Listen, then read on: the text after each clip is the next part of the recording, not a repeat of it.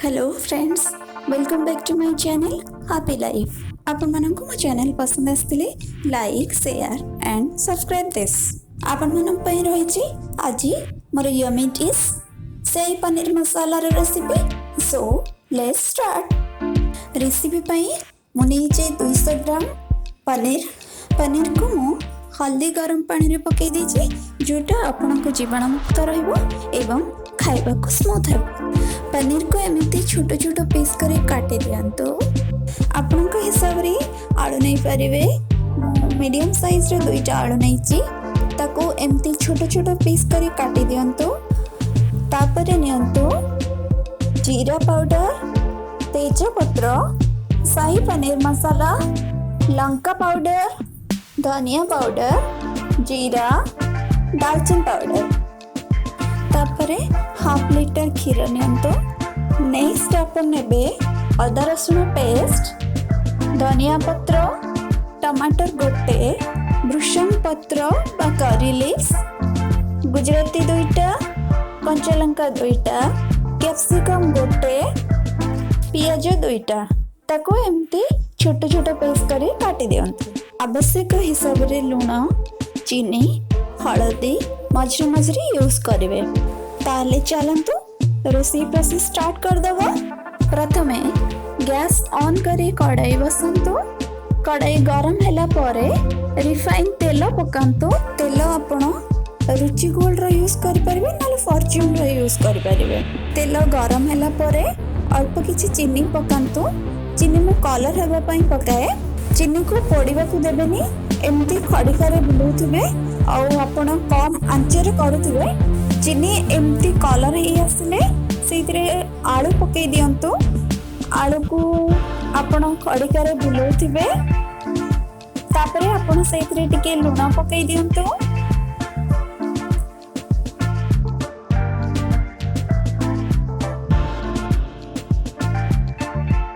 आलू को कलर हेबा जाए कम आंचरे भाजंतु।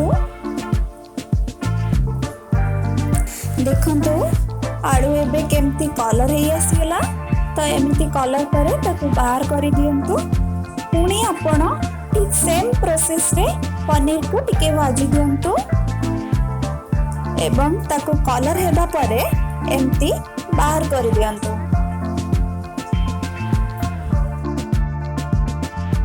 नेक्स्ट आपण कढ़ाई रे तेल पकांतु। तापरे जीरा पकांतु। तापरे कंचा लंका 2टा पकई दियंतु। तापरे आपण कटा है रहितबा पियाज को पकांतु। सेइतरे किछि लूण पकई दियंतु। तापरे ताकू कलर हेबा जाय टिके टिके भाजंतु।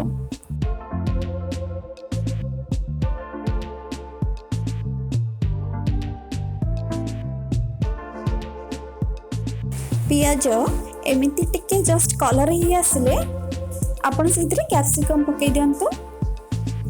कैप्सिकम को किछि समय भाजंतु। कैप्सिकम टिके हे गला परे आपण सेइतरे करी लीव्स पकई दियंतु। तापरे ताको किछि समय एमिति भाजंतु।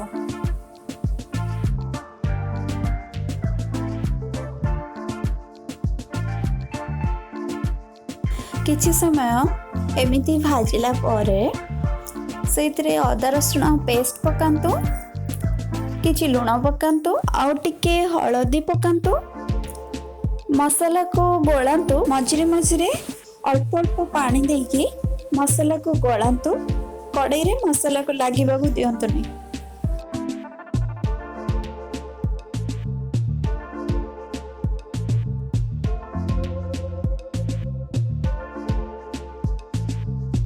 मसाला को एमिति किछि समय गोळाइबा परे कटा होई रहितबा टमाटर पकई दियंतु।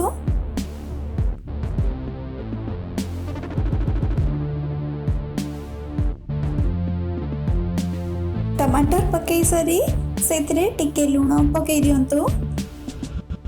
तापरे एमिति गोळाइबा कंटिन्यू रखंतु। तेज पत्र पकई दियंतु। तेज पत्र पकई सारिया परे गोटे गोटे मसाला पकांतु।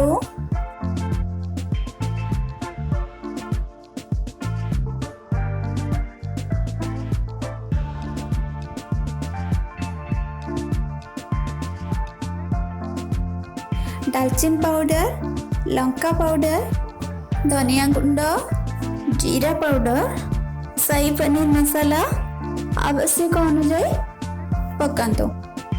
सब मसाला पकई सारिबा परे ताको कंटिन्यू गोलांतु। सब मसाला पकई सारिबा परे आपण टिके टिके पानी देकी मसाला को गोलांतु। आउ कड़ाई रे ताको लागिबाकू दियंतुनी। किछि समय गोलाई सारिबा परे देखंतु फ्रेंड्स मसालार कलर केमिति आसी। तो ए कलरटा आपणकर टमाटर और चीनी पाई कलर होइछि। तो मु किछि पाउडर यूज करेनी कलर पाई। चिली पाउडर भी यूज करेनी, लंका भी यूज करेनी। आपण मानक पाई लंका दुईटा ही पकेइछि। तो आपण माने आपण मानक पसंद हिसाब रे लंका यूज करि परिबे। नेक्स्ट आपण फ्राई करी रखितिबा आलू और पनीर को सेतरे पकई दियंतु। मसाला सहित ताको भल भाबरे गोलांतु। टिके गोळे सारिबा परे सेतरे आपण रखितिबा खीर को पकई दियंतु। मो आगरु ताको सिझी की रखितिली। आपण सिझा खीर पकई परिबे नले कंचा खीर भी पकई परिबे। तापरे आपण गुजराती गुंडटा पकई दियंतु। तापरे ताको किछि समय फुटिबा को दियंतु। खड़िका रे टिके गोळे देकी तापरे ताको फुटिबा को छाडी दियंतु। देखंतु किछि समय परे तरकारी रो पानी अंश कमी जाई एमिति बहलिया हे जाइतिबो। तापरे आपण धनिया पत्र पकई दियंतु। एबे आपनकर शाही पनीर डिश रेडी। देखंतु तरकारी केते सुंदर लागुची और लोभ लागुची खाइबा को। आपण मानकु मो रेसिपी केमिति लागिला कमेंट्स करिकि जणाइबे। और मो चैनल पसंद आसले लाइक शेयर एंड सब्सक्राइब कर देबे। रहिली जय जगन्नाथ।